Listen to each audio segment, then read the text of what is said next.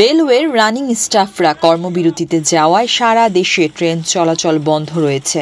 সোমবার ২৭ জানুয়ারি দিবাগত রাত ১২টা থেকে তারা কর্মবিরতিতে গেছেন। মূল বেতনের সঙ্গে রানিং অ্যালাউন্স যোগ করে পেনশন এবং আনুতোষিক সুবিধা দেওয়ার বিষয়ে জটিলতার নিরসন না হওয়ায় বাংলাদেশ রেলওয়ে রানিং স্টাফ ও শ্রমিক কর্মচারী সমিতি এই কর্মবিরতি কর্মসূচি পালন করছে। যদি দাবি না মানা হয় ততক্ষণ আমাদের আন্দোলন চলবে না। আমরা এই পর্যন্ত কোনো আশ্বস্ত পাইনি, যে কারণে আমরা আমাদের আন্দোলন থেকে সরে আসা। আমাদের সাথে কথোপকথন হয়েছে বলতে আমরা দাবি না, আমরা ১৬০ বছর যাবত যে দাবিটা করে আসছি, যে সুবিধাটা করে আসছি, কারণ এটা ২১ সালের সাবেক ফ্যাসিস্ট সরকার একটি প্রজ্ঞাপনের মাধ্যমে আমাদেরকে ৩/১১/২১ সালে একটা প্রজ্ঞাপনের মাধ্যমে আমাদের এই সুবিধাটা রহিত করে। তখন হঠাৎ করে রানিং কর্মচারীরা বিক্ষুব্ধ হয়ে ওই দিন সাথে সাথে ট্রেন বন্ধ করে দেয়। ট্রেন বন্ধ করে দেওয়ার ২-৩ ঘন্টার মাথায় অর্থ মন্ত্রণালয় ফিরতি আরেকটা প্রজ্ঞাপন দেয়। ওই প্রজ্ঞাপন দিয়ে আগের যে প্রজ্ঞাপনটা বাতিল করে নেয়, ওটা স্থগিত করছে।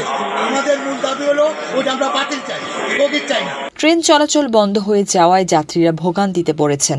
রাজধানীর কমলাপুর সহ সারা দেশের রেল স্টেশনগুলোতে বহু যাত্রী ট্রেনের অপেক্ষায় রয়েছেন। নির্ধারিত কোনো ট্রেন গন্তব্যের উদ্দেশ্যে ছেড়ে না যাওয়ায় টিকিটের টাকা ফেরতের ঘোষণা দিয়েছে রেলওয়ে কর্তৃপক্ষ।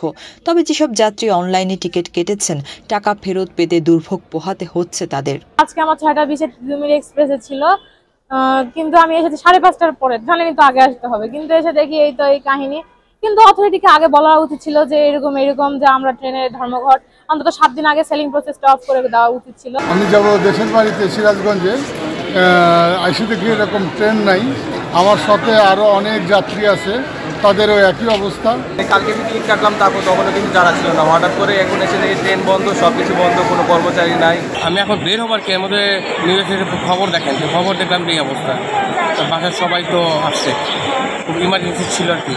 অনলাইনে টিকিট যারা কেটেছেন তারা অনলাইনে রিফান্ড করতে পারবেন, এবং কাউন্টারে যারা টিকিট কেটেছেন তারা কাউন্টারে রিফান্ড করতে পারবেন, এবং সেই ব্যবস্থা নেওয়া হয়েছে। যেহেতু একটা সমস্যার সৃষ্টি হয়েছে উপস্থিত, সেই সমস্যা থেকে উত্তরণের জন্য বিকল্প হিসাবে আমাদের রেলওয়ে কর্তৃপক্ষ, উপদেষ্টা মহোদয়, সচিব মহোদয় বিআরটিসি বাসের ব্যবস্থা করেছে। রানিং স্টাফদের আন্দোলনের মুখে ট্রেন চলাচল বন্ধ হওয়ার ১০ ঘণ্টা পর মঙ্গলবার ২৮ জানুয়ারি সকাল ১০টার দিকে কমলাপুর রেলওয়ে স্টেশনে যান রেলপথ মন্ত্রণালয়ের উপদেষ্টা মোহাম্মদ ফাউজুল কবির খান।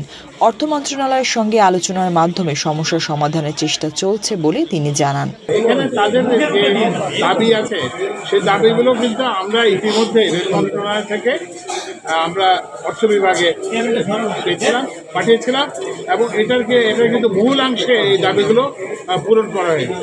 এখনও তাদের কিছু দাবি বাকি আছে। এখন এই পরিপ্রেক্ষিতে আমরা যেটা করছি সেটা হচ্ছে যে যাত্রী, আপনারা এখন দেখতে পাচ্ছেন যে এখানে যাত্রী নাই, ওই জন্য আমরা টিভি স্টলে জানাই দিচ্ছি যে এইটা হবে। এদিকে ধর্মঘটের কারণে আটকে পড়া রেলযাত্রীদের নির্ধারিত গন্তব্যে পৌঁছে দিতে বিশেষ বাস সার্ভিস চালু করেছে বিআরটিসি। কমলাপুর থেকে বিভিন্ন রুটে এসব বাস ছেড়ে যাচ্ছে। আপনারা যারা রেলের টিকিট কেটেছেন, যারা গন্তব্যস্থানে যাওয়ার জন্য চিন্তিত আছেন, চিন্তার কোনো কারণ নাই। ইনশাআল্লাহ বিআরটিসির সাথে আপনার কমলাপুর রেল স্টেশনের পশ্চিম পাশে আমাদের বিআরটিসি গাড়ি দাঁড়ানো আছে।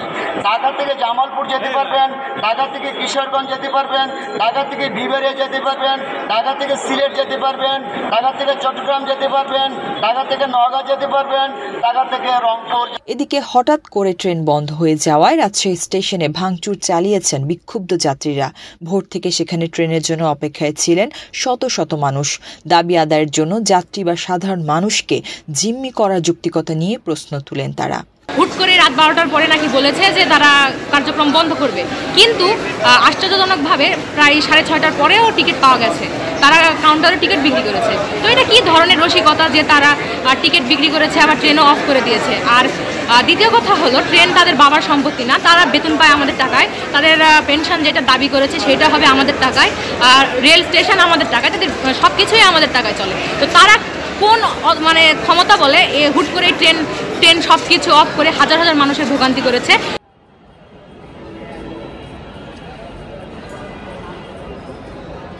হাঁটো